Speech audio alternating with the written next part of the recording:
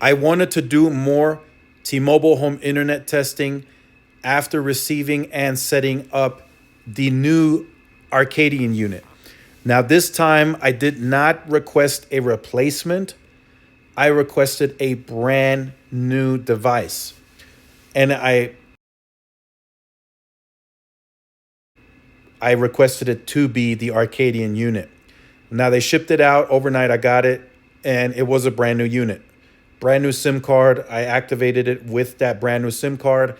I set it up in the same spot that I had the Nokia unit right off the bat, and this is tailored to my experience. The experience will depend on your area, your location.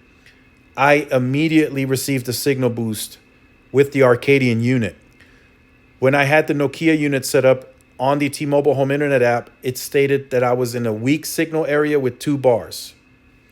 Now I have the Arcadian unit in the same spot and I'm getting 4 bars and a very strong signal. So that's why I'm thinking it's more reliable and more consistent. But again, that's tailored to my experience. It's very anecdotal in this case. It may vary per your experience and use. So I do some testing on the NPerf app, and like I said, it's back to what I've been seeing. Between the 60s and 100. I do get faster speeds later into the evening. The uplink did improve, and I think it is due to the stronger signal that the Arcadian unit is picking up. I can peak at 45 megabits a second now in the same location. So that has helped with the uploading for the videos. Now, one thing I want to point out, and I'm going to show you guys something here. The NPerf does a browser test that I don't think is accurate, because it does not take me as long to load up some of these web pages in a real world setting. When I'm actually browsing on Google Chrome, it doesn't take that long. And I'll display that during this testing. I cleared all the history on Google Chrome. I cleared all the cache. So that way we're starting fresh.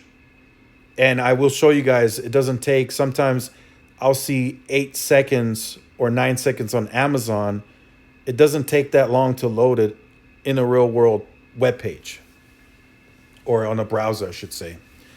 So as you can see, 360p knocked that out easily, 92%. 720p, 90%. I mean, it's a much stronger, more reliable signal. I haven't had any of the cutouts. I haven't had any buffering, nothing.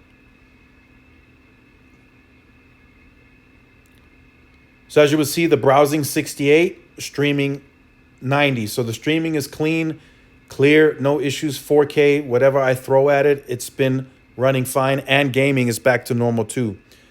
So here we're going to do the browsing test. Show you guys cat blocks. 1 second.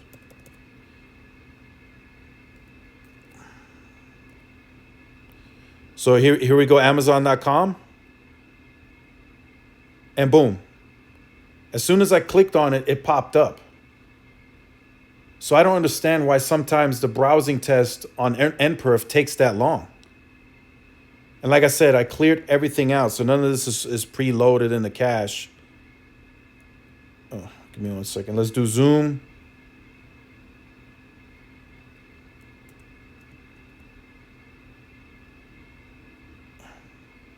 Now, I did notice zoom does take a bit longer, but it doesn't necessarily take 8 seconds or 9 seconds or times out like it does on NPerf.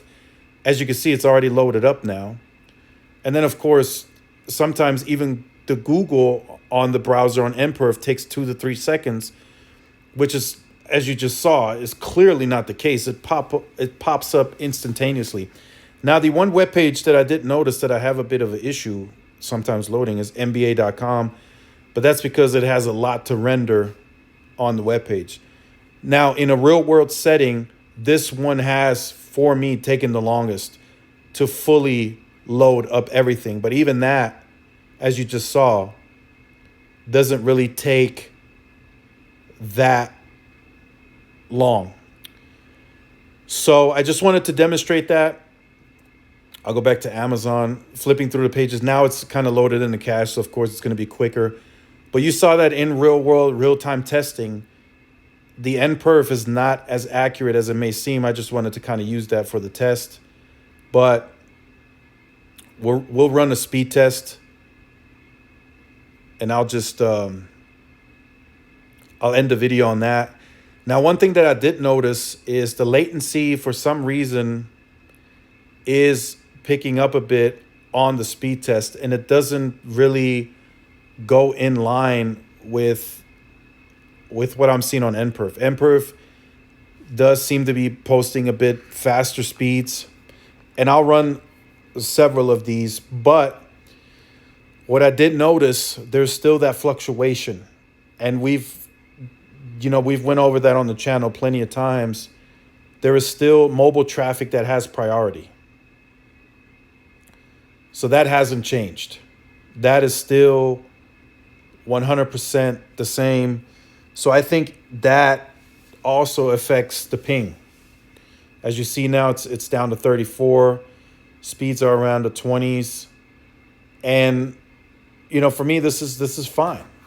I don't have any problems with the streaming. And if I do, then, of course, I immediately point that out on the channel. We'll run another one after this to see. But like I said, I haven't had the issues that I've had previously.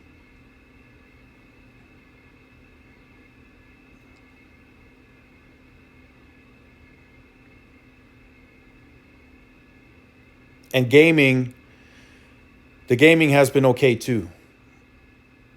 I did some matches online, and everything is back to what it was a ways back, where I was reporting to you guys that everything's fine. So as you can see, speeds did pick up. So again, there's still that fluctuation in there, but that's normal. I do expect that to increase as they add more spectrum into this market eventually. There's N25 coming. There's more N41, hopefully, at some point. And we'll kind of see what that does to the connection. I'll definitely keep an eye out. And as you can see, the ping times, they are peaking. I did run a network statistic test on my gaming system, and the ping was at 67 milliseconds. Now, to kind of give you a comparison with AT&T's Uverse, I was getting 55, 60 on the ping. So not much different for me. So it's not like I can go back to another product that's just, 10 times better. So I'm probably going to stick this one out for now. I'll see how it progresses once it goes to standalone, and we'll take it from there. But I'm not a competitive gamer. I am a little more than a casual gamer, but for me, this is fine, and it's not much better in terms of what I was getting on Uverse. So on Uverse, I was getting 50 down, 10 up. Now, I was getting that probably consistently, if I recall. But with T-Mobile's home internet, I'm getting around the same performance, and the ping times and the jitter are about the same as I was getting on the Uverse connection. So let me know what you think about this testing in the comment section down below. I look forward to reading all your comments. Make sure you guys like, share, subscribe to the channel. Follow my social media outlets for more updates and interactions. This is Tyrone with Tech Life. I will see you guys in the next one. Peace.